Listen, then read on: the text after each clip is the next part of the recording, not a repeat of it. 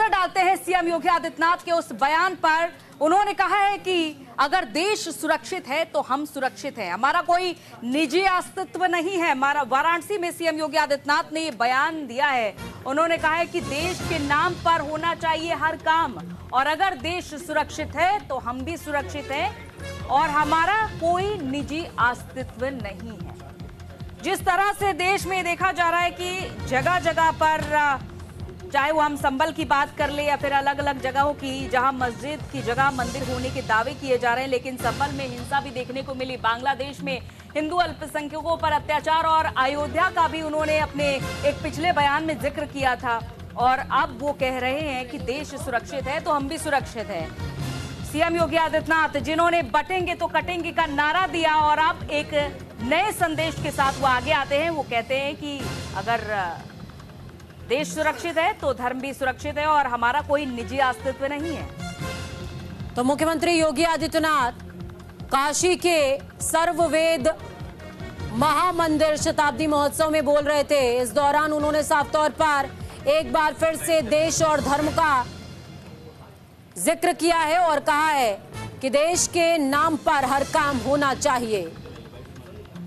सुनिए। देश के नाम, हमारा हर कार्य देश के नाम होना चाहिए। हमारा व्यक्तिगत कोई अस्तित्व नहीं।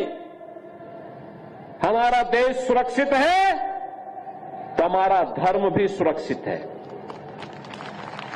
हमारा देश सुरक्षित है, हमारा धर्म भी सुरक्षित है। हमारा धर्म सुरक्षित है, हम भी सुरक्षित हैं। हर काम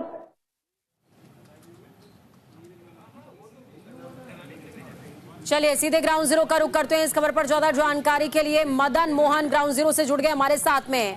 मदन, काशी में एक बार फिर से बोले योगी आदित्यनाथ, लेकिन इस बार जिक्र देश का भी है, धर्म का भी है, और हर उस नागरिक के लिए संदेश की काम देश के नाम पर होना चाहिए, यानी कि राष्ट्रवाद का पाठ एक बार फिर से पढ़ाया है।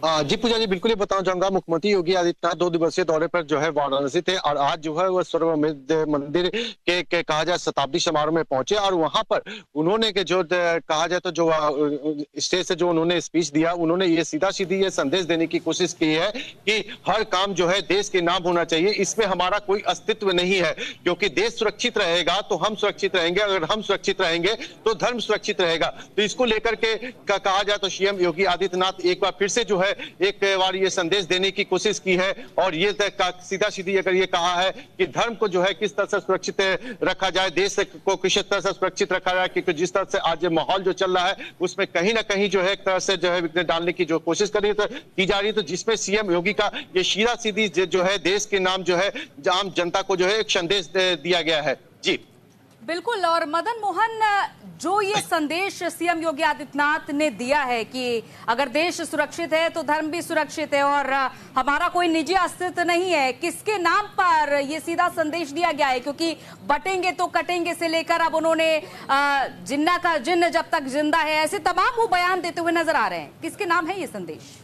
देखिए अंजलि जी, बिल्कुल ये कहना चाहूंगा कि जो आजकल का जो माहौल जो चल रहा है, और जिसमें कहा जाए कि जो जाति और धर्म के जिस तरह से बात की जा रही है, तमाम जो समाजवादी पार्टी के खास करके ये कहा जाए तो ये सीधा सीधी जो है उन पे निशाना है, कांग्रेस पे तो निशाना है, क्योंकि जिस तरह से बटेंगे और कटेंगे का भी जो है कहा जाए मुख्यमंत्री योगी आदित्यनाथ ने जो नारा दिया, उसके बाद जो है ये जो है काफी ट्रेंड हुआ। उसके बाद आज मुख्यमंत्री योगी आदित्यनाथ का जो है ये जो कहा जाए अभिभाषण के दौरान जो बताया गया है कि देश में जो हर काम जो है देश के नाम होना चाहिए, इसमें हमारा कोई अस्तित्व नहीं है, और हम अगर सुरक्षित रहेंगे। मदन, आप क्या कहना चाह रहे हैं? उदय प्रताप कॉलेज की तरफ तो आपका इशारा नहीं है?